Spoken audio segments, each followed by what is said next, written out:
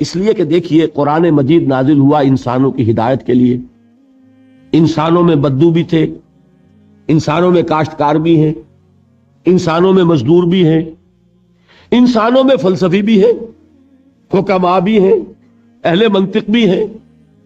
تو قرآن تو سب کے لیے ہدایت بن کر نازل ہوا نا. لہذا اس نے وہ انداز اختیار کیا ہے کہ ایک عام بدو بھی اس کو سنے تو اسے محسوس ہو کہ میرے دل کی پکار ہے. یہ جو کچھ دیکھنا تقریر کی لذت کے جو اس نے کہا، میں نے یہ جانا کہ گویا یہی میرے دل میں تھا، ورنہ یہ کہ وہ کیسے قرآن سے سبق حاصل کرے گا.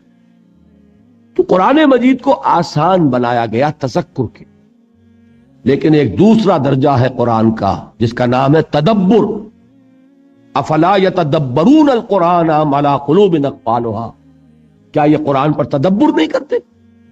تدبر کسے کہتے ہیں؟ یہ دبر سے بنا ہے، کسی چیز کا پیچھا پکڑ لینا. انسان جو ہے اس میں غواصی کر رہا ہے، غوطے لگا رہا ہے، غور کر رہا ہے، جس کے لیے میں نے کل علامہ اقبال کا مصرع آپ کو سنایا تھا کہ قرآن میں ہو غوطہ زن اے مرد مسلمان، جس کے لیے حضور نے فرمایا کہ لا تنقضی عجائبہ، یہ وہ کتاب ہے جس کے عجائبات کبھی ختم ہی نہیں ہوں گے. 20ویں صدی کا ایک فلسفی علامہ اقبال، وہ مشرق و مغرب کے اور قدیم اور جدید فلسفے کھنگالنے کے بعد پھر اسے تسکین حاصل ہوئی تو قرآن مجید کے دامن میں. تو گویا کہ قرآن مجید کا ایک ہے انداز تدبر کا، ایک ہے تذکر کا. تذکر کے لیے نہایت آسان اور تدبر کے اعتبار سے انتہائی مشکل کتاب. اس کی تہ تک پہنچنا انسان کے لیے ممکن ہے.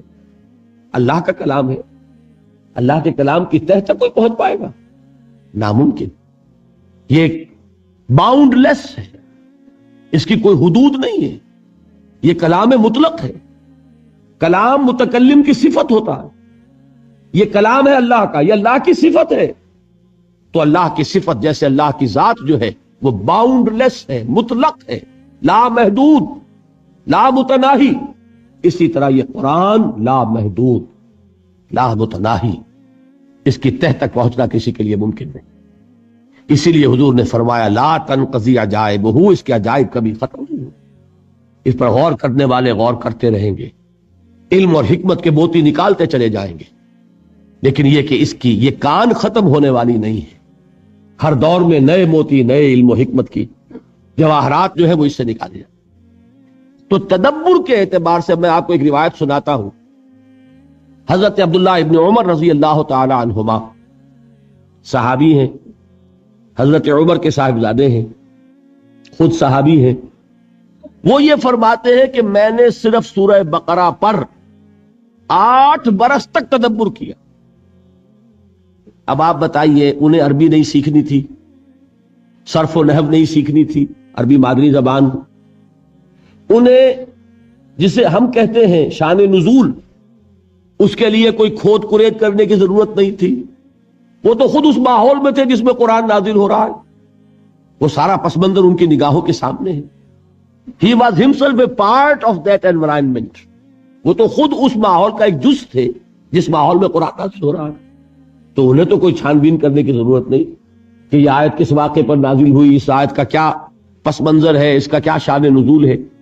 عربی ان کی گھر کی، پھر یہ کہ وہ خود اس ماحول میں ہے جس میں قرآن نازل ہو رہا ہے، سن رہے ہیں براہ راست محمد رسول اللہ صلی اللہ علیہ وسلم سے. پھر کیا چیز تھی کہ 8 برس تک تدبر کر رہے ہیں صرف سورہ بقرہ میں. سورہ بقرہ قرآن مجید کا 12واں حصہ بنے گا نا، 12ویں سے بھی کم، 13واں بنے گا شاید.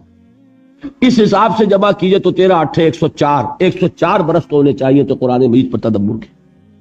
کس کو؟ صحابی کو. تو تاب دیگراں چے رسد، ہم تک وہ معاملہ پہنچے گا تو ہمیں تو 1000 برس کی عمر چاہیے. تب بھی میں آپ سے عرض کرتا ہوں کہ قرآن پر تدبر کا حق ادا نہیں کیا جا سکتا. یہ تو جنریشن آفٹر جنریشن، نسل بعد نسل لوگ اپنی زندگیاں لگائیں گے. امام راضی یہ نہیں کہہ سکے کہ میں نے پورا قرآن سمجھ لیا. 30 جلدوں میں تفسیر لکھنے والا شخص جو اپنے وقت کے فلسفہ اور علم کلام کے معراج پر پہنچا ہوا، منطق جس کی گھر کی لونڈی ہے، جس کے لیے کہ صرف اور نحو جو ہے وہ ایسے ہیں کہ جیسے جن سے کہ انسان کھیلتا ہو، کھلونے ہو. لیکن بعض مقامات قرآن مجید کے ایسے آتے ہیں کہ جیسے انسان قلم رکھ دے، گھٹنے ٹیک دے۔ وہ آیا مبارکہ کل آئی تھی غالباً حافظ عرفان صاحب کے بیان میں، سورہ حدید کی آیت ہے هو الاول والآخر والظاہر والباطن۔ جب اس مقام پر آتے ہیں امام رازی تو کہتے ہیں علم ان هذا المقام مقام غامض مہیب عمیق، ہوشدار کے رہبر دم تیغ قدم رہا، یہ مقام بہت عمیق ہے، بہت گہرا ہے، بہت مشکل ہے، بہت مہیب ہے، پر ہیبت ہے، اس کی ترجمانی الفاظ میں کرنا ممکن نہیں۔ تو امام راضی کا حال یہ ہو، کشاف دعویٰ نہ کر سکے کہ اس نے قرآن مجید کے ہر لفظ کو بیان کر دیا ہے، تو میرے اور آپ کے یا اس 20ویں صدی کا کوئی بھی شخص، بڑے سے بڑا پڑھا لکھا شخص، وہ کیا دعویٰ کرے گا؟ تو جان لیجئے کہ قرآن مجید کے فہم کے یہ دو درجے ہیں۔ ایک درجہ تذکر، جس کے اعتبار سے یہ بہت آسان، میں اس کی مثال دیا کرتا ہوں۔ آپ تو چونکہ سمندر سے بہت قریب رہتے ہیں اور یہ گزرگاہ ہے، تیل کے ٹینکرز یہاں سے گزرتے رہتے ہیں، کبھی کوئی ٹینکر جو ہے اگر لیک کر جائے تو تیل جو ہے وہ پانی کی سطح پر رہتا ہے۔ تو اسی طریقے سے قرآن مجید کی جو اصل حکمت ہے، اس کا جو اصل سبق ہے، جو یہ سکھانا چاہتا ہے، وہ قرآن کی سطح پر ہے۔ البتہ یہ کہ سمندر کی گہرائی کون ناپے گا، اسی طریقے سے قرآن مجید کی گہرائی کو ناپنا یہ ممکن ہے۔ وہ ہے تذکر بالقرآن، یہ ہے تدبر قرآن۔ اب ذرا غور کیجئے، تذکر کے اعتبار سے سورہ مبارکہ کو سامنے رکھیے، والعصر ان الانسان لفی خسر الا الذین آمنوا وعملوا الصالحات وتواصوا بالحق وتواصوا بالصبر۔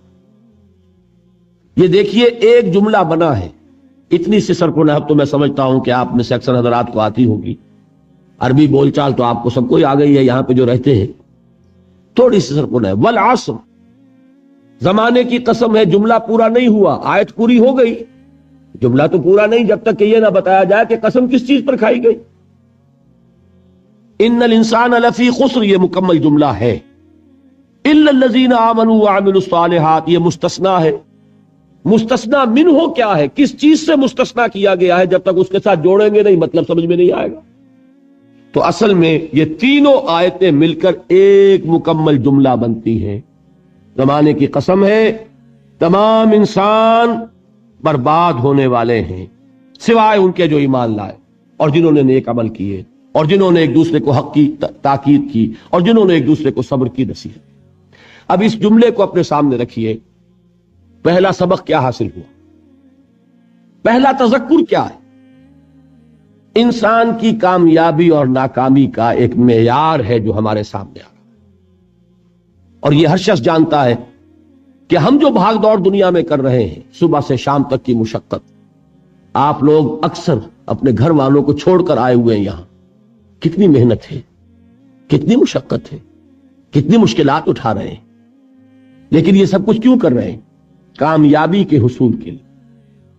البتہ کامیابی کے معیارات ہیں، ہمارے ذہنوں میں جو معیارات بیٹھے ہوئے ہیں وہ کیا ہے؟ کامیابی پیسے سے ہے، کامیابی جائیداد سے ہے، کامیابی کاروبار سے ہے، کامیابی شہرت سے ہے، کامیابی اقتدار سے ہے۔ یہ معیارات ہیں۔ جو جتنا دولت مند اتنا کامیاب، جو جتنا مشہور اتنا کامیاب، جو جتنا پاپولر اتنا کامیاب، جو حکومت پر پہنچ گیا کامیاب، جس نے بڑا کاروبار جما لیا کامیاب، جس نے بہت جائیداد بنا لی کامیاب۔ یہی ہے اصل میں ساری بس کی گانٹھ۔ جو تصور کامیابی کا ہوگا اسی کے مطابق آپ کی بھاگ دوڑ ہوگی، اسی کے لیے جد و جہد ہوگی، اسی کے لیے توانائیاں صرف ہوں گی، اسی کے لیے دن رات کی مشقت ہوگی۔ یہ ہے اصل شے جس کی یہاں نفی ہو رہی ہے۔ کامیابی دولت سے نہیں، کامیابی شہرت سے نہیں، کامیابی اقتدار اور طاقت اور حکومت سے نہیں، بلکہ کامیابی ہے ایمان سے، عمل صالح سے، تواصی بالحق سے، تواصی بالصبر سے۔ آپ غور کیجئے اس نقطہ نظر کا، اس ایٹیچیوڈ کا، یہ جو مینٹل ایٹیچیوڈ ہے، اس کا بدل جانا ہی انسانی شخصیت کے اندر انقلاب برپا کرے۔ اب آپ کا نتیجہ کیا نکلا؟ اگر تو دولت سے کامیابی ہوتی تو قارون بہت کامیاب تھا، اگر حکومت سے کامیابی ہوتی تو فرعون اور نمرود بہت کامیاب تھے۔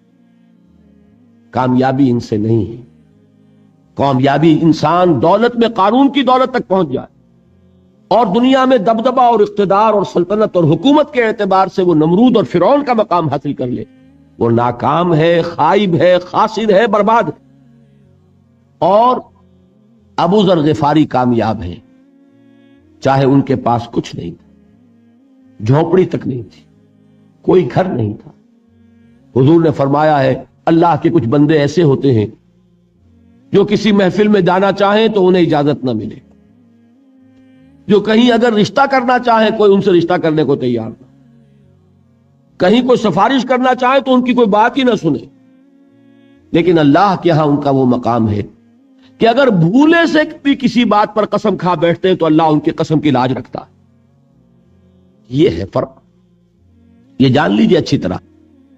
اس بات کا مان لینا آسان، اس پر سبحان اللہ کہنا آسان، لیکن اس کے مطابق آپ کے اپنے ذہن کا بدل جانا بہت مشکل، اس لیے کہ ہم متاثر ہوتے ہیں اپنے ماحول سے۔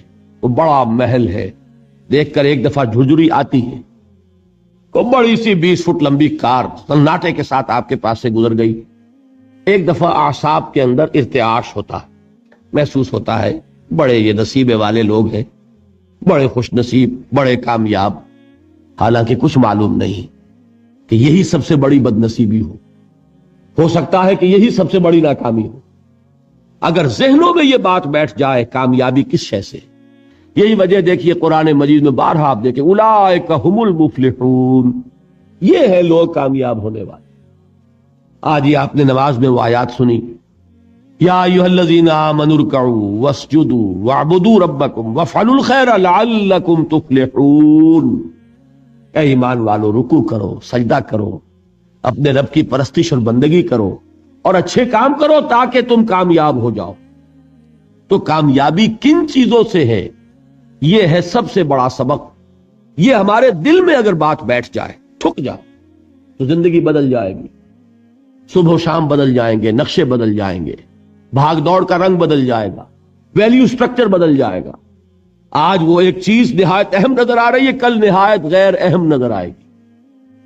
جیسے کہ حضور کی حدیث ہے مالی ولی الدنیا، مجھے تمہاری اس دنیا سے کیا سروکار، انما مثلی کراکب استظل تحت شجرۃ ثم راح فترکھا، میری مثال تو اس سوار کی سی ہے جو تھوڑی دیر کے لیے ایک درخت کے سائے میں ٹھہرتا ہے سستانے کے لیے، پھر وہ اپنا راستہ لیتا ہے، اسے اس درخت سے کوئی مستقل تعلق اس کا نہیں ہے، وہ اس کا گھر نہیں، وہ اس کی منزل نہیں۔ اسی طرح یہ دنیا میرا گھر نہیں ہے۔ اب دیکھیے ہم کہتے ہیں انا للہ و انا الیہ راجعون، ہم تو مسافر ہیں، ہم اللہ کے پاس سے آئے، اللہ کی طرف ہمیں لوٹ جانا ہے۔ کن فی الدنیا کانک غریب و عابر سبیل، حضور فرماتے ہیں دنیا میں ایسے رہو جیسے کہ تم اجنبی ہو یا راہ چلتے مسافر۔ لیکن یہ طرز عمل کب ہوگا؟ جبکہ یہ آیت ہمارے ذہنوں کے اندر بیٹھ گئی ہو، والعصر ان الانسان لفی خسر الا الذین آمنوا وعملوا الصالحات وتواصوا بالحق وتواصوا بالصبر۔ یہ ہے اصل بات جو میں نے عرض کیا تھا کہ میں بتاؤں گا صحابہ کیوں ایک دوسرے کو یاد دلاتے۔ اس لیے کہ دیکھیے جیسے برف باری اگر ہو رہی ہو، آپ باہر نکلیں گے تو برف آپ کے کپڑوں پر جم جاتی ہے نا، تو آپ جھٹکتے ہیں کپڑوں کو تاکہ برف ہٹ جائے۔ ہمارے ایمان پر اس دنیا میں رہتے ہوئے جب ہم متاثر ہوتے ہیں ماحول سے تو گردہ آ جاتا ہے، برف پڑ جاتی ہے، اس کو جھٹکتے رہنے کی ضرورت ہے۔ اور وہ جھٹکنے کی بہترین اور مؤثر ترین شکل یہی ہے کہ یاد رکھو کامیابی ان چیزوں سے نہیں ہے۔ چمک دمک جو ہے دنیا کی، یہ ساری چمک دمک جو تمہیں رجھا رہی ہے، جو تمہیں اپنے اندر گم کیے ہوئے، یہ لفظ گم پر اقبال کا وہ شعر یاد آ گیا کہ کافر کی یہ پہچان کے آفاق میں گم ہے، اور مومن کی یہ پہچان کہ گم اس میں ہے آفاق۔ تم گم نہ ہو کر رہ جاؤ، اس میں مبہوت نہ ہو کر رہ جاؤ، مرعوب نہ ہو کر رہ جاؤ، دنیا ہی کی محبت تمہارے اوپر ڈیرے نہ ڈال لے، تمہارے دلوں کے اوپر مسلط نہ ہو جائے۔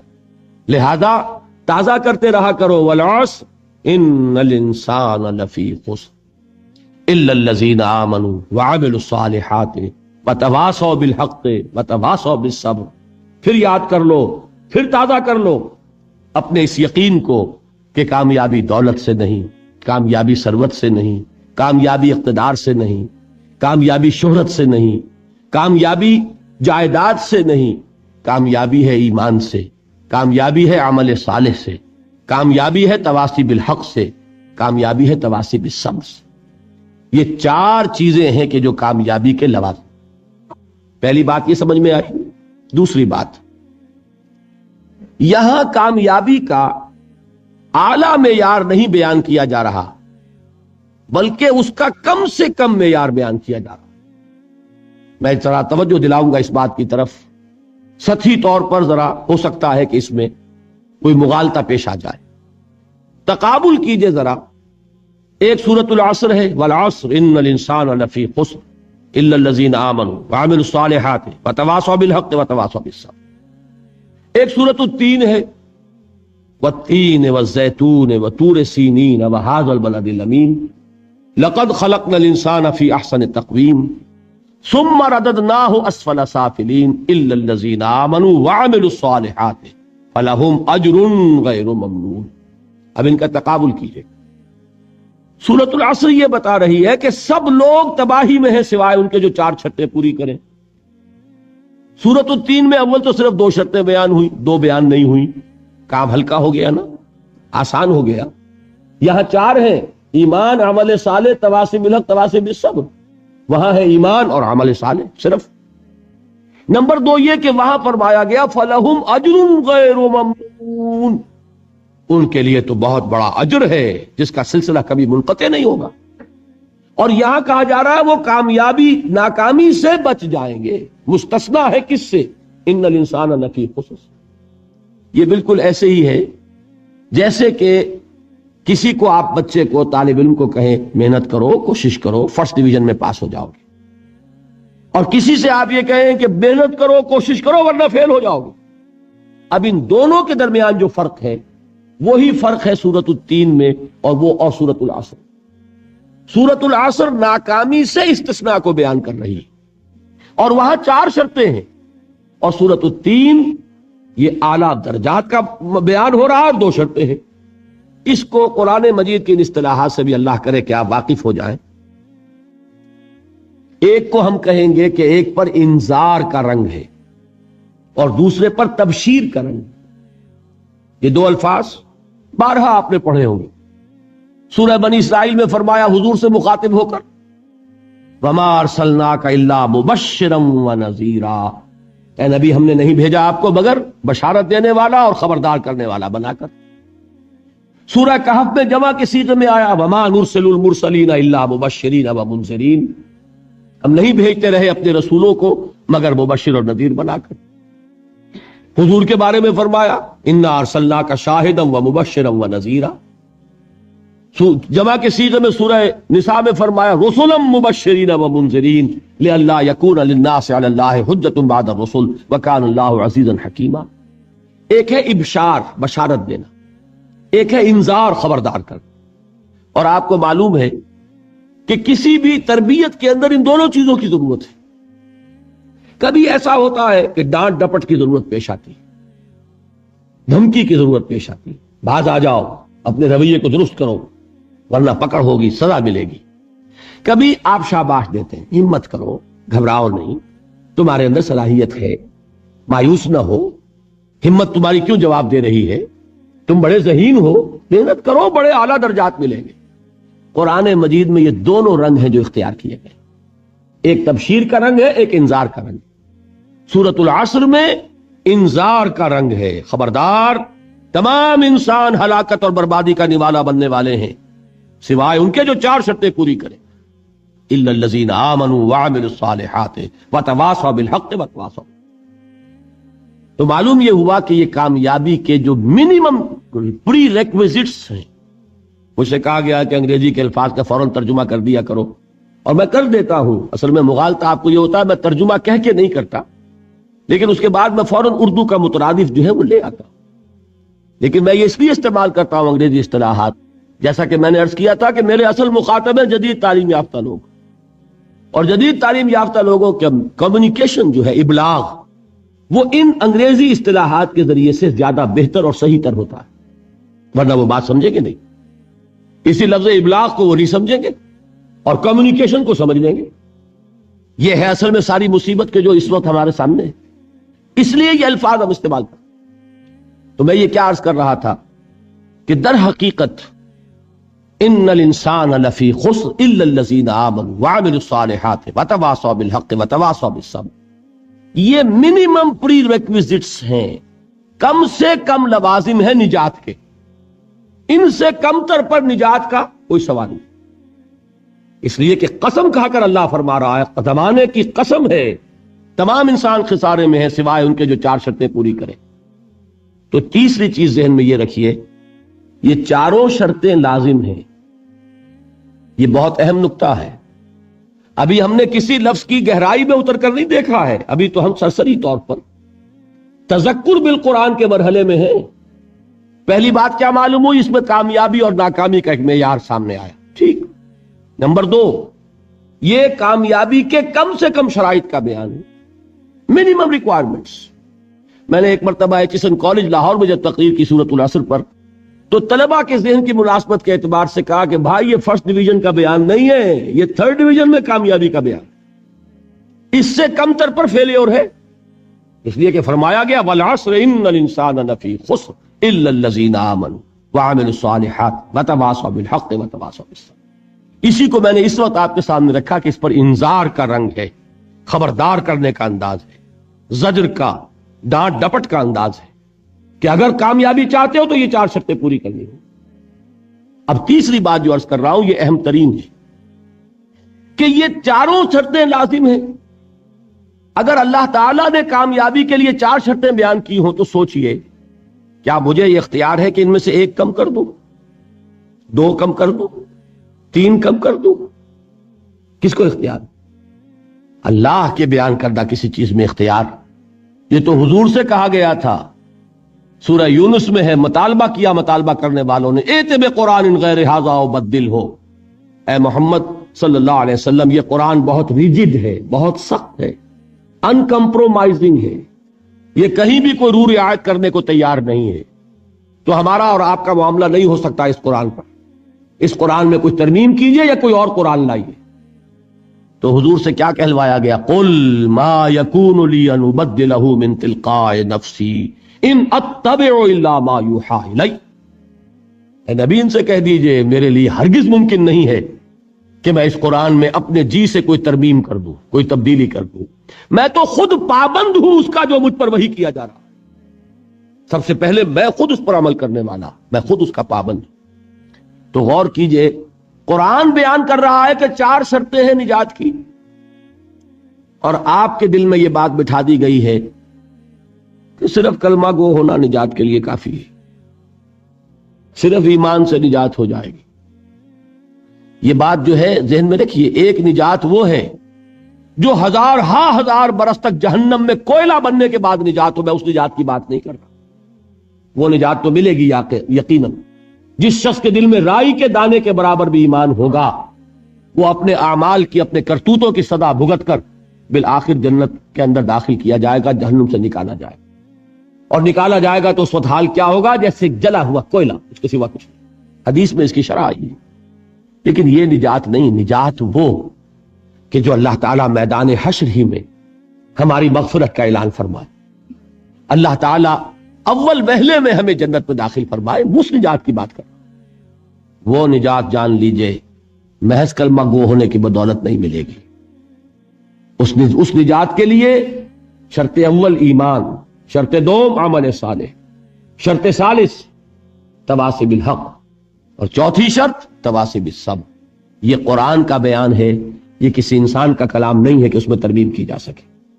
4 شرطیں پوری ہوں گی تو نجات ہوگی. اور اگر ان میں سے کوئی ایک، میں اس کی ایک سادہ سی مثال بھی دیا کرتا ہوں، بہت سمپل، سادہ مثالوں سے بات واضح ہو جایا کرتی ہے.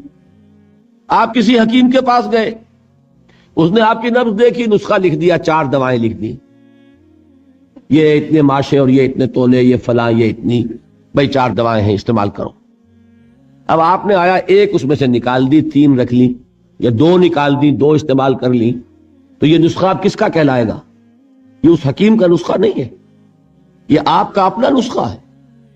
ہو سکتا ہے یہ نسخہ شفا نہ رہے، نسخہ ہلاکت بن جائے. اس لیے کہ آپ کو معلوم ہے، ہر شخص جو نسخہ لکھتا ہے وہ جانتا ہے، آپ کسی مرض میں ایک دوا دیتے ہیں جو بڑی تیز ہے، مضر ہے، ضروری بھی ہے دینی، ساتھ ہی اس کے لیے مصلح دیتے ہیں، کریکٹو دیتے ہیں جو اس کے تیز اثر کو ختم کر دے، اس کا جو مضرت بخش پہلو ہے اس کا ازالہ کر دے.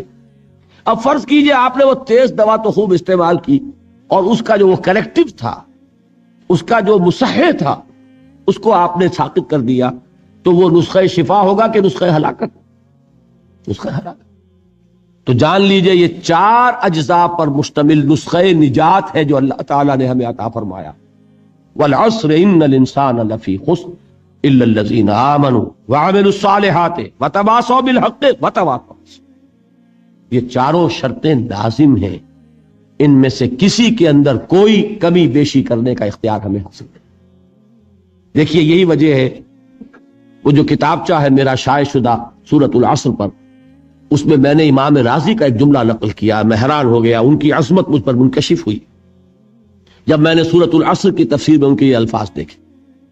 امام رازی کی بات یہ ہے، اگرچہ کچھ لوگ ان سے بدظن بھی ہیں، کچھ حضرات نے یہ جملہ بھی کس دیا ہے تفسیر رازی کے بارے میں، فیہ کل شیء الا القرآن، لیکن یہ ہے کچھ اہل علم کی اندر کی باتیں آپس کی. امام رازی کا اصول یہ ہے کہ وہ عبارت کو سامنے رکھ کر جو اس سے نتیجہ نکلتا ہے خالص آبجیکٹیولی، معروضی طور پر وہ برآمد کرتے ہیں اور اس ٹیکسٹ کو فالو کرتے ہیں. چنانچہ انہوں نے جو جملہ اس میں لکھا ہے، وہ کہتے ہیں اس 3 آیت کے بارے میں، اعلم ان هذه الآیہ فیہا وعید شدید. اس آیہ مبارکہ میں بڑی زبردست وعید ہے، اللہ کی طرف سے بڑی دھمکی ہے. کیوں؟ اس لیے کہ اس نے یہ طے کر دیا ہے، اس نے یہ بات واضح کر دی ہے، لأنها حکم بالخسار على جميع الناس الا من كان آتيا بهذه الاشیاء الاربعة وهي الايمان والعمل الصالح والتواصي بالحق والتواصي بالصبر. ودل ذلك ان نجاة معلقة بمجموع هذه الاشیاء. اس آیت میں تو اللہ نے فیصلہ کر دیا ہے پوری نوع انسانی کی ہلاکت اور بربادی کا، سوائے ان کے جو 4 شرطیں پوری کریں، ایمان، عمل صالح، تواصی بالحق، تواصی بالصبر. اور اس سے قطعی طور پر یہ بات ثابت ہو گئی کہ نجات کا دار و مدار ان چاروں کے مجموعے پر. وَدَلَّ ذَلِكَ أَنَّ النَّجَاةَ مُعَلَّقَةٌ بِمَجْمُوعِ هَذِهِ الْأَشْيَاءِ. یہ بہت واضح اور صحیح ہے چیز کہ جو اخذ کی ہے امام رازی نے رحمت اللہ علیہ. اب ذرا غور کیجئے، یہ جو بات اللہ نے فرمائی اس پر تاکید کیا کی ہے، والعصر، زمانے کی قسم.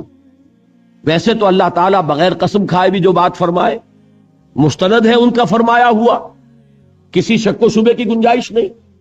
لیکن جہاں اللہ تعالیٰ کسی بات پر چاہتا ہے زور دینا، کسی بات پر چاہتا ہے کہ تمہیں پختہ یقین ہو جائے، وہاں وہ قسم کھا کر کہتا والعصر ان الانسان لفی خسر الا الذین آمنوا وعملوا الصالحات وتواصوا بالحق وتواصوا بالصبر.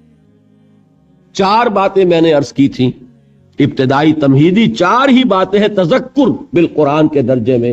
اس سورہ مبارکہ کو بحیثیت مجموعی اپنے ذہن کے سامنے رکھ کر نتیجے نکالنا، اس میں کامیابی کا ایک معیار ہے، کامیابی کے کم سے کم لوازم کا بیان ہے، اس میں جو 4 چیزیں بیان ہوئی ہیں وہ لازمی ہیں، اور نمبر 4 یہ کہ یہ نہایت مؤکد کلام ہے جس پر کہ اللہ نے قسم کھائی. اب آئیے تدبر بالقرآن کے درجے میں اب ایک ایک لفظ کو لیجئے، اس کی گہرائیوں میں اتریے. 2 آیتوں پر انشاءاللہ تعالی ہم آج غور کریں گے، اور یہ جو بقیہ آیت ہے اس پر تو 4 دن باقی جو ہیں. ایمان کی حقیقت کیا ہے، عمل صالح کسے کہتے ہیں، تواصی بالحق کیا ہے، تواصی بالصبر، اس پر تو جیسا کہ آپ کو معلوم ہے ایک ایک دن ہمیں ایک ایک موضوع پر گفتگو کرنی. آج پہلی بات سمجھیے، والعصر. ابھی تک دیکھیے میں نے اس کا ایک ہی ترجمہ کیا، زمانہ کی قسم ہے. اب ذرا گہرائی میں سمجھیے کہ یہ زمانے کی قسم کیوں کھائی.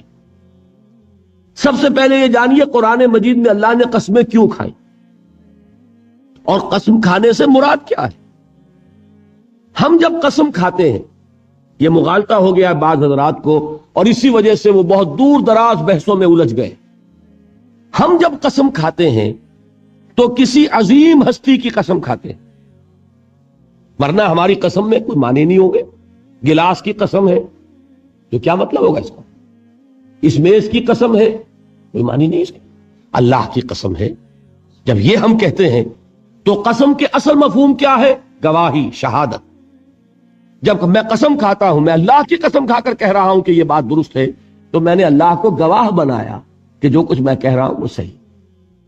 جب ہم قسم کھا کر کوئی وعدہ کرتے ہیں، اس میں بھی گویا کہ اللہ کو گواہ بناتے ہیں. اللہ شہید بیننا و بینکم، اللہ گواہ ہے ہمارے اور تمہارے مابین کہ اب یہ جو معاہدہ ہوا ہے یہ ہمارے درمیان طے پا گیا اور ہم دونوں کو اس کی پیروی کرنی ہے اور اس کا ایفا کرنا ہے. تو قسم کا اصل مفاد ہے گواہی، شہادت. اور اللہ نے جو قسمیں کھائی ہیں قرآن مجید میں آپ کو معلوم ہے، کہیں والتین والزیتون وطور سینین، کہیں والسماء والطارق، آسمان کی قسم، سورج کی قسم، والشمس وضحاها، رات کی قسم، دن کی قسم. اللہ تعالیٰ نے مخلوقات کی قسم کھائی، جبکہ ہم قسم کھاتے ہیں کسی عظیم ہستی کی، اس لیے کہ ہماری قسم بے معنی ہے جب تک کہ کسی عظیم ہستی کا ذکر نہ آئے. لیکن اللہ تعالیٰ کی قسم میں کسی شے کی عظمت کا کوئی دخل نہیں، اس لیے کہ یہاں قسم کھانے والا خود عظیم ترین ہے، اس سے عظیم تر تو کوئی شے نہیں. لہذا یہاں قرآن مجید میں جو قسمیں کھائی گئیں ان میں کسی شے کی عظمت کا معاملہ نہیں ہے، بلکہ مجرد شہادت اور گواہی. لہذا با محاورہ ترجمہ کیا ہوگا؟ زمانہ گواہ ہے، والعصر، زمانہ گواہ ہے. اچھا، اب آئیے لفظ عصر پر. عصر کے معنی اب تک میں نے ترجمہ کیا زمانہ، لیکن زمانے کے لیے عربی میں کتنے الفاظ ہیں؟ زمان خود عربی کا لفظ، وقت عربی کا لفظ، دہر عربی کا لفظ. اور دہر پر تو آپ کو معلوم ہے کہ ایک پوری سورت ہے، سورت الدہر، 29ویں پارے میں. جیسے یہاں سورت العصر ہے، عصر یہ بھی عربی کا لفظ. اب ان میں فرق کیا ہے؟ دیکھیے، دہر اور عصر، ان دونوں الفاظ کو سمجھ لیجئے. اور یہ جو جدید جنہوں نے کچھ فزکس کا کوئی مطالعہ کیا ہے یا کچھ معلومات رکھتے ہیں، وہ در حقیقت ان الفاظ کی گہرائی کو سمجھ سکیں.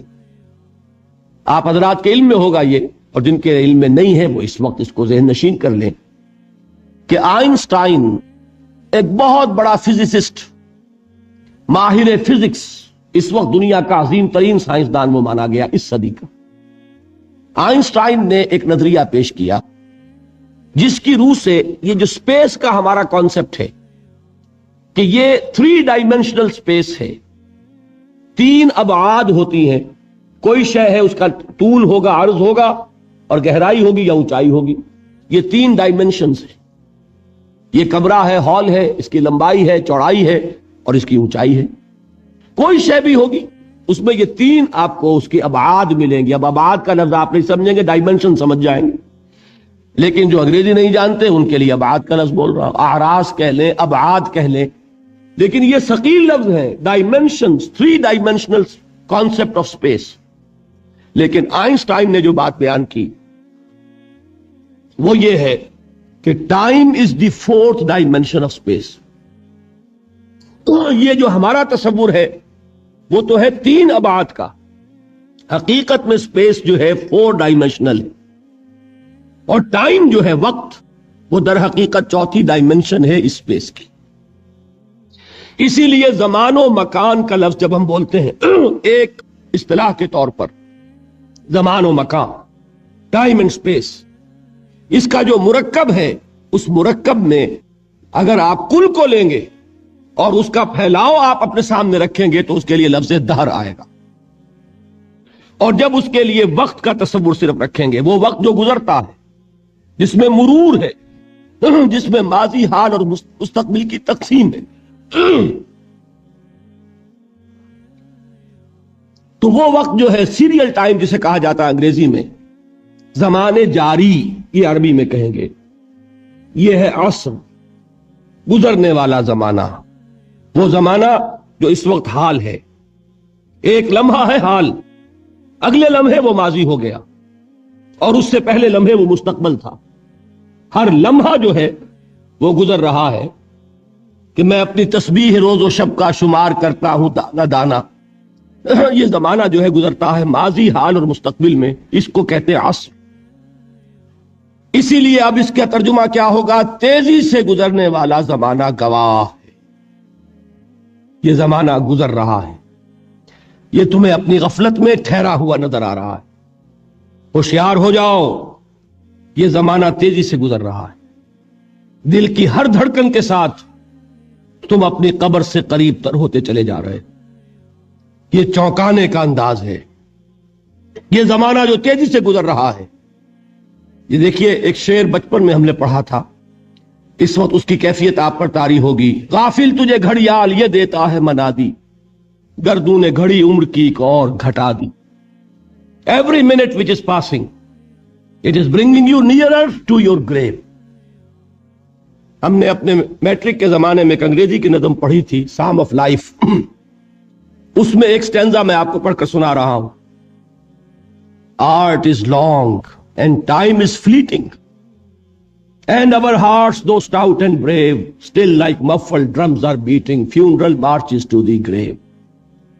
یہ آپ کے علم میں ہوگا، جب کوئی فوجی بڑا شخص جو ہے، کوئی جرنیل، اس کا جب انتقال ہو جاتا ہے، اس کی لاش کو لے کر جاتے ہیں اس کے کفن کو، تو اس کے ساتھ ہی بینڈ بجتا ہے۔ بینڈ کی ہر جو بیٹ ہے، اس کے ساتھ وہ جنازہ قبر سے قریب تر ہو رہا ہے۔ وہی بیٹنگ آف دی ہارٹ ہے، دل کی ہر دھڑکن کے ساتھ تم اپنی موت سے قریب تر ہو رہے ہو۔ تمہارا یہ جنازہ جیسے کہ وہ بیٹ آف دی ڈرم ہے، اسی طرح بیٹ آف دی ہارٹ کے ساتھ تم اپنی قبر سے قریب تر ہو رہے ہو۔ اور یہ زمانہ جو تمہاری اصل متاع ہے کیا ہمارے پاس؟ یہ تھوڑی سی مہلت، اسی میں کچھ بنانا ہے، اور یہ مہلت تیزی سے گزر رہی، جیسے برف پگھلتی ہے۔ امام راضی ہی نے یہ بڑی عمدہ بات لکھی ہے کہ والعصر کا مفہوم مجھے اس وقت معلوم ہوا جب وہ کہتے ہیں کہ میں ایک شہر میں داخل ہوا، شام کا وقت تھا، بازار اب ختم ہونے والا تھا، تو ایک برف کا تجارت کرنے والا، برف بیچنے والا چیخ چیخ کر کہہ رہا تھا، لوگوں مجھ سے برف خرید لو، جلدی کرو، اس لیے کہ میری برف پگھلی جا رہی۔ اس لیے کہ ایک دکاندار تو وہ ہے جس کا سامان رکھا ہوا ہے، وہ دکان بند کرے گا، اگلے دن کھولے گا، پھر وہ سامان موجود ہے۔ اگر کچھ نہ بکا، نفع نہیں ہوگا، اس کا اصل سرمایہ تو ضائع نہیں ہوگا۔ اگر جوتے کی دکان ہے، جوتے موجود ہیں، سبزی کی دکان ہے، چلیے کچھ باسی ہو جائے گی، کچھ نہ بچی رہے گی، کریانے کی دکان ہے، سامان موجود ہوگا، لیکن یہ برف کا تاجر جو ہے، اس کا برف اگر پگھل گیا تو اصل زر گیا، سرمایہ ختم ہوا۔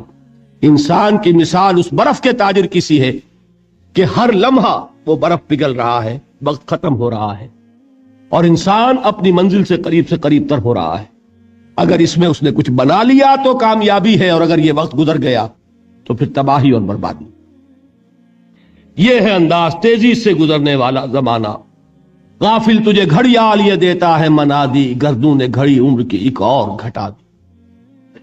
اب آگے آئیے، ان الانسان لفی خسر۔ الانسان، یہ لام، اس کو کہتے ہیں لام تعریف، اور اس میں بہت سے مفہوم پیدا ہوتے ہیں، اس وقت مجھے زیادہ تفصیل میں نہیں جانا۔ یہاں مراد ہے تمام انسان، یہ لام حصر ہے۔ انا تاکید کے لیے آتا ہے، ان الانسان، یقیناً تمام انسان، لفی خسر، خسارے میں۔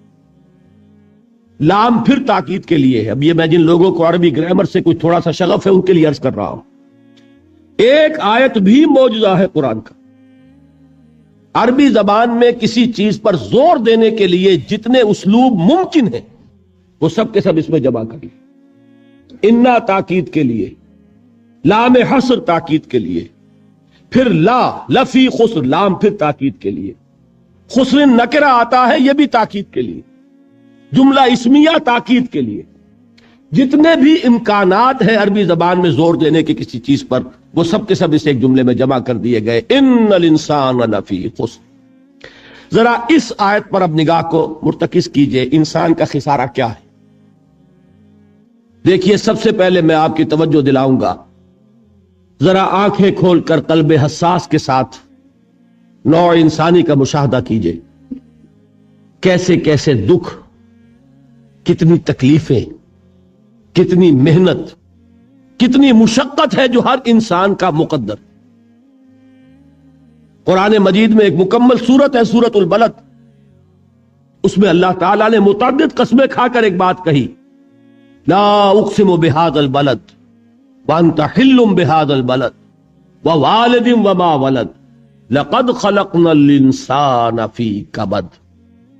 ہم نے انسان کو مشقت ہی میں پیدا کیا، یہ مشقت ہر انسان کا مقدر ہے۔ لوگ گھروں کو چھوڑ کر آئے ہوئے ہیں، کہاں کہاں انسان جاتا ہے، یہ اس دنیا میں محنت اور مشقت۔ ہاں ایک مغالطہ ہو جاتا ہے کہ شاید یہ محلوں میں رہنے والے جو ہیں انہیں کوئی مشقت نہیں، انہیں کوئی دکھ نہیں، حالانکہ حقیقت یہ نہیں ہے۔ جو جتنا امیر ہے آپ دیکھیں گے اس کی جسمانی مشقت کم ہے، ذہنی کوفت زیادہ ہے۔ ٹرینکولائزرز کی انہیں ضرورت پڑتی ہے، انہیں سیڈیٹیوز چاہیے، خواب آور دوائیں مزدور کو نہیں کبھی ضرورت پڑے گی۔ وہ 8 گھنٹے کی محنت کرنے کے بعد ایسا سوتا ہے کہ وہ صبح ہی کی خبر لے گا۔ اور یہ وہ لوگ ہیں کہ جن کو ہپنوٹکس، خواب آور دوائیاں، سیڈیٹیوز، مسکن ادویات، یہ سارا لیبلیم اور یہ ویلیم اور یہ فلاں اور یہ فلاں، یہ کہاں جاتے ہیں؟ ذہنی سکون اور اطمینان انسان کو حاصل نہیں۔ کسی کی جسمانی مشقت ہے، کسی کی ذہنی مشقت۔ میں آپ کو یاد دلانا چاہتا ہوں مہاتما گوتم بدھ کا معاملہ۔ 30 برس کی عمر میں کپل وستو کا شہزادہ محل کو چھوڑ کر نکل گئے، جوان بیوی کو سوتا ہوا چھوڑ کر گیا، شیر خوار بچے کو چھوڑ کر گیا۔ راجدھانی میں رہنے والا محل کا باسی، جسے یہ معلوم ہے کہ باپ کے بعد مجھے یہ سلطنت ملنے والی ہے، کیوں گیا؟ کبھی کبھی آپ نے سوچا؟ اس نے انسان کے غم اور دکھ کا مشاہدہ کیا۔ اس نے دیکھا کوئی اندھا ہے، ٹھوکر کھا کر گر رہا ہے، کوئی والدین کھڑے ہوئے رو رہے ہیں اور ان کی نگاہوں کے سامنے ان کا نہایت محبوب بچہ دم توڑ رہا اور وہ کچھ نہیں کر سکتے۔ اس نے سوچا یہ صدمہ کیوں ہے انسان، یہ دکھ اس کا مقدر کیوں ہے؟ اس صدمے سے، اس دکھ سے نجات پانے کی بھی کوئی شکل ہے کہ نہیں ہے؟ انسانوں کی ایک عظیم اکثریت، شاہ ولی اللہ دہلوی رحمت اللہ علیہ کے الفاظ ہیں کہ وہ لڈو اونٹ اور کولو کا بیل بن کر زندگی بسر کرتی، جو 8 گھنٹے تک اینٹیں ڈھو رہا ہو، اس شخص کا تصور کیجئے آپ، وہ واقعی انسان ہے یا حیوان بن گیا ہے؟ اور 8 گھنٹے کی اس محنت کے بعد بھی ہو سکتا ہے کہ 2 وقت کی روٹی اسے پوری نہ ملے۔ اور یہ تو ہو سکتا ہے، نہیں ہوتا ہے، کہ اگر بچہ بیمار پڑ گیا ہے تو شاید کوئی برتن بیچے بغیر اس کی دوا کا سامان نہ کر سکے۔ ایسا شخص کتنے بوجھوں تلا دبا ہوا ہے، کتنی مشقت کے اندر پسا ہوا ہے۔ لڈو اونٹ اور کولو کا بیل انسانوں کی عظیم اکثریت کی سطح پر زندگی بسر کرتی، لیکن آپ کو معلوم ہے کہ کولو کے بیل کے لیے مشقت ہی مشقت ہے، اس کے احساسات لیے نہیں ہے، جو کہ ان سے انسان کو جو صدمہ پہنچتا ہے۔ ایک بیل کو اس سے کوئی غرض نہیں کہ اس کا کوئی بچہ بھی تھا کہ نہیں تھا، اس کو کوئی بخار ہوا ہے یا کیا ہوا ہے، اس صدمے سے وہ بیل بچا ہوا ہے۔ گھوڑے کو کوئی پتہ نہیں کہ میرا بھی کوئی اولاد میری ہے یا نہیں ہے، اور مجھے اس کا کوئی صدمہ ہے یا دکھ ہے، کوئی پتہ نہیں۔ لیکن انسان کا معاملہ یہ ہے کہ والدین کو جو جو دکھ دیکھنے پڑتے ہیں اپنے بچوں کے لیے، اپنی اولاد کے لیے۔ رات کی نیند ہے حرام ہے اس لیے کہ بچہ بخار میں تپ رہا ہے یا درد سے تڑپ رہا ہے، لہذا نہ ماں سو سکتی ہے نہ باپ سو سکتا۔ میں نے ایک موقع پر دیکھا، لاہور میں کیروسین آئل، اس زمانے میں ابھی سوئی گیس نہیں آئی تھی، اور اکثر و بیشتر جو ہے یہی مٹی کا تیل جو ہے ایندھن کے طور پر استعمال ہوتا تھا، اس کی شارٹیج ہو گئی تھی، تو کئی فرلانگ لمبی قطاریں لگتی تھی ان دکانوں کے باہر، ڈپو کے باہر، اور ایسے ایسے منظر بھی کہ ایک خاتون برقع پوش ایک گود میں بچے کو لیے ہوئے، ایک کی انگلی پکڑے ہوئے، بوتل ہاتھ میں لیے ہوئے تیل کے لیے، اور کئی کئی گھنٹے کھڑی ہے دکان. یہ مشقت انسان جھیلتا ہے کہ نہیں؟ غالب نے اس کا نقشہ کھینچا ہے کہ رنج سے خوگر ہوا انسان تو مٹ جاتا ہے رنج. مشکلیں اتنی بڑی مجھ پر کہ آسان ہو گئی. ہم بھول جاتے ہیں، ورنہ واقعہ یہ ہے کہ قلب حساس ہو اگر، اور قید حیات و بند غم اصل میں دونوں ایک ہیں. موت سے پہلے آدمی غم سے نجات پائے کیوں؟ اچھا یہ تو ہوا لقد خلقنا الانسان فی کبد. حیوانات کا معاملہ ایک اور اعتبار سے آسان ہے. ان سے کوئی محاسبہ بھی ہے کیا؟ کوئی جواب دہی بھی ہے؟ کوئی ان کو اللہ کے حضور میں کھڑے ہو کر اپنے اعمال کا حساب بھی دینا؟ نہیں. انسان کی یہ ٹریجڈی ہے، یہ المیہ ہے انسان کا. اس کو بھی قرآن مجید کی ایک سورت میں قسمیں کھا کر اذا السماء انشقت، اس کے بعد کیا فرمایا؟ یا ایھا الانسان انک کادح الی ربک کدحا فملاقیہ. اے انسان، تیرا المیہ، تیری ٹریجڈی اس سے کہیں بڑھ کر ہے. تجھے صدمے پر صدمے جھیلتے ہوئے، مشقت پر مشقت برداشت کرتے ہوئے ایک روز اپنے رب کے حضور میں بھی کھڑا ہونا ہے، جواب دہی بھی کرتی.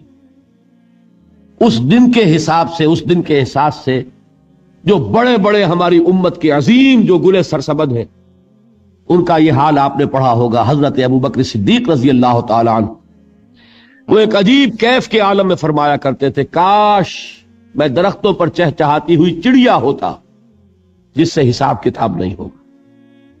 کاش کہ میں گھاس کا تنکا ہوتا جو آج ہے اور کل آگ میں جلا دیا جاتا، ختم ہو جاتا، اس سے محاسبہ کوئی نہیں. وہ جس کے احساس سے کہ حضرت عمر جو ہیں اپنے انتقال کے وقت سخت بے چین تھے. ان کے بیٹے حضرت عبداللہ ابن عمر رضی اللہ تعالی عنہما نے ان کا سر جو ہے وہ اپنے زانوں پر رکھ لیا تو کہا نیچے ڈال دو. ایک عجیب بے کلی اور بے چینی. انہوں نے کہا ابا جان آپ کیوں پریشان ہیں؟ آپ تو عشرہ مبشرہ میں سے، آپ کو تو اللہ تعالیٰ نے جنت کی بشارت حضور کے ذریعے سے اس دنیا میں دی. حضرت عمر فرماتے ہیں کہ خدا کی قسم اگر قیامت کے دن عمر برابر سرابر پر چھوٹ گیا تو بہت بڑی کامیابی تصور کرے. یہ احساس جن کو ہوتا، حضرت علی کا حال کیا ہوتا ہے؟ ابھی جو آپ نے حافظ صاحب سے سنا، یہ حضرت علی کا معاملہ ہے کہ ایک تیر پیوست ہو گیا تھا، کسی طرح نکل نہیں رہا تھا. حضرت علی نے فرمایا کہ اچھا چھوڑو مجھے، میں نماز کی نیت باندھتا ہوں. نماز کی نیت پڑھتے تھے تو لرزتے تھے، کانپتے تھے. کس کے سامنے کھڑا ہوں اور کس کے سامنے مجھے ایک دن جواب دہی کے لیے کھڑا ہونا ہوگا. لن تزولا قدم ابن آدم، حضور نے خبر دی ہے ابن آدم کے قدم ہل نہیں سکیں گے. جیسے مجرم کھڑا ہوتا ہے کٹہرے کے اندر، اس کٹہرے میں سے ہل نہیں سکو گے حتی یسأل عن خمس، جب تک کہ 5 چیزوں کا حساب نہ لے لیا جائے. وہ 5 چیزیں کیا ہیں؟ کان کھول کر سنیے. عن عمرہ فیما افناہ، عمر کا حساب دو. یہ 80 برس اور 70 برس ہم نے تمہیں دنیا میں دیے، کہاں ضائع کیے؟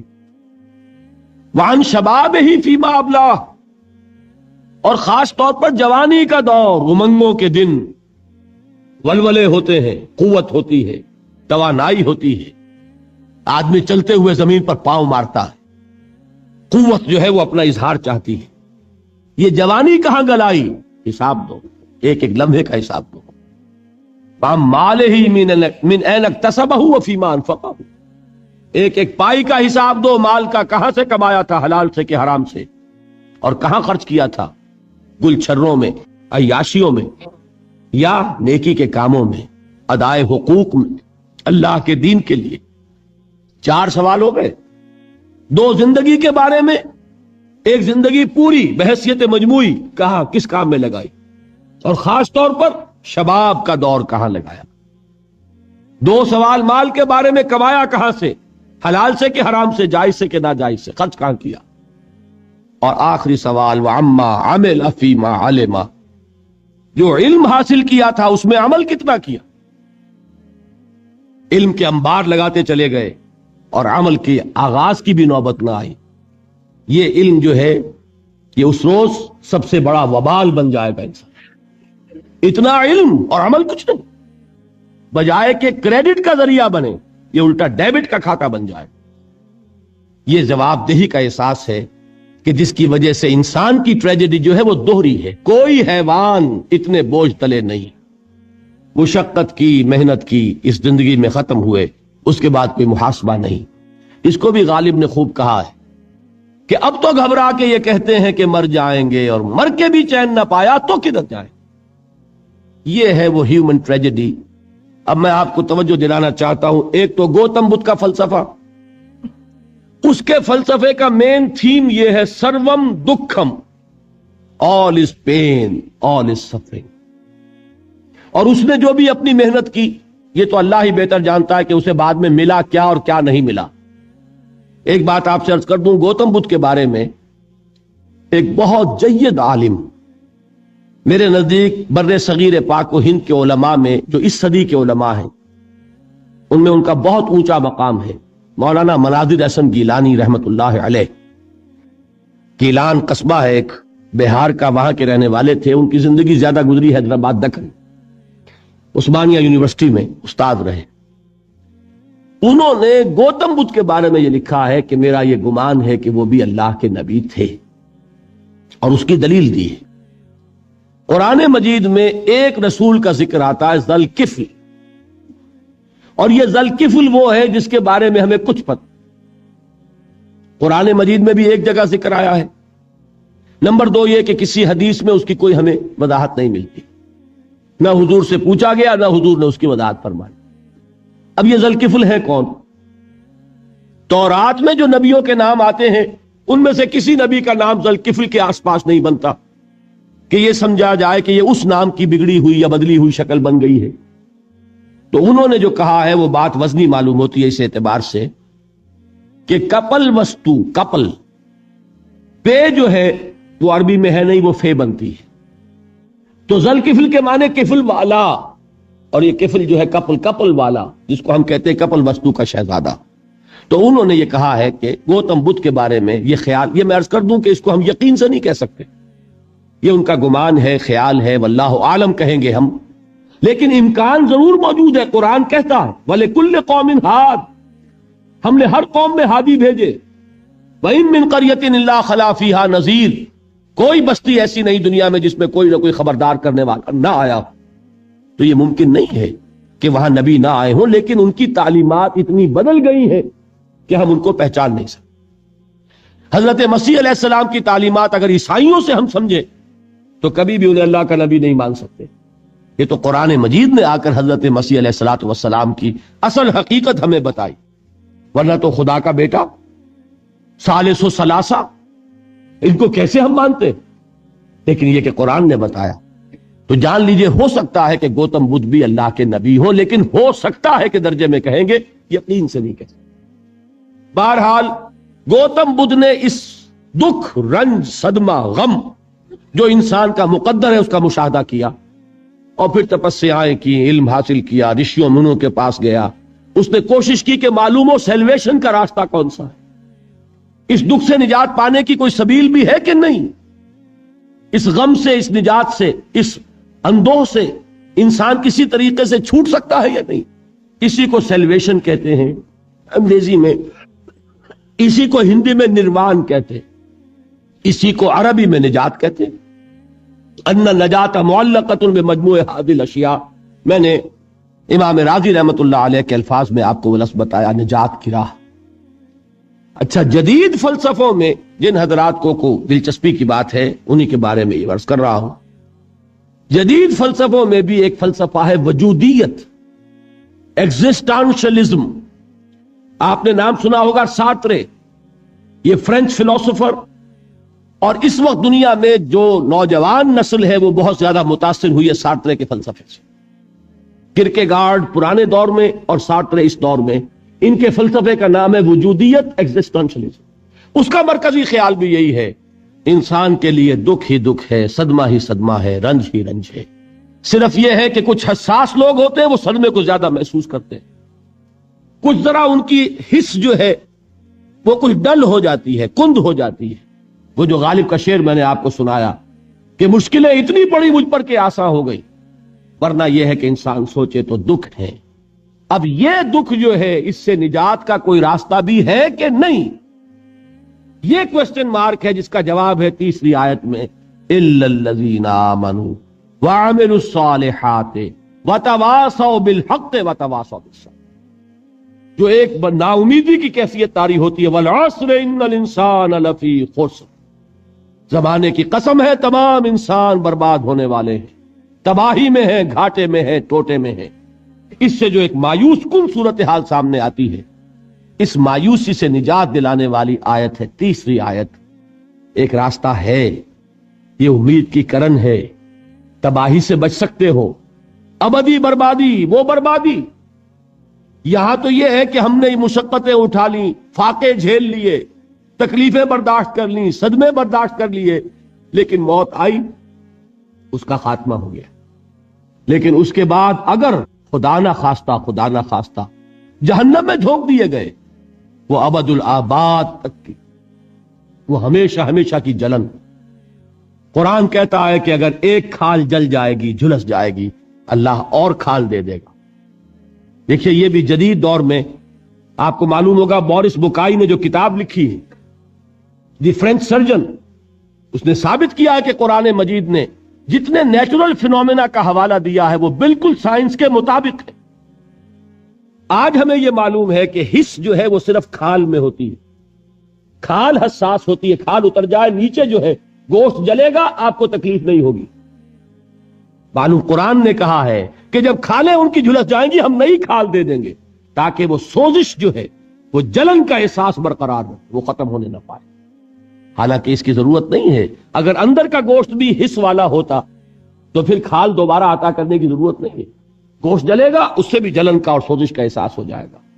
لیکن قرآن کہتا ہے کہ نہیں، کلما نضجت جلودہم بدلنا لہم جلودا غیرہا، جب ان کی کھالیں جھلس جائیں گی، جل جائیں گی، ہم ان کی کھالیں بدل دیں گے تاکہ وہ سوزش برقرار رہے۔ ثم لا يموت فیہا ولا یحیا، پھر نہ وہ اس میں جی سکے گا نہ مر سکے گا، نہ زندوں میں ہوگا نہ مردوں میں ہوگا۔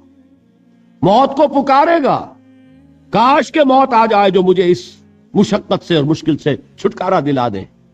وہ موت جس سے اس وقت ہم بھاگتے ہیں، اگر خدا نہ خواستہ اس جہنم میں جھونکے گئے تو پھر موت کو پکاریں گے اور موت نہیں آئے گی۔ اس عذاب سے، اس ابدی ناکامی سے، اس خسران سے، اس ابدی ہلاکت سے بچنے کا کوئی راستہ ہے؟ وہ جو میدان حشر میں پکاریں گے لوگ، این المفر، کوئی جائے فرار ہے، کوئی جائے پناہ ہے؟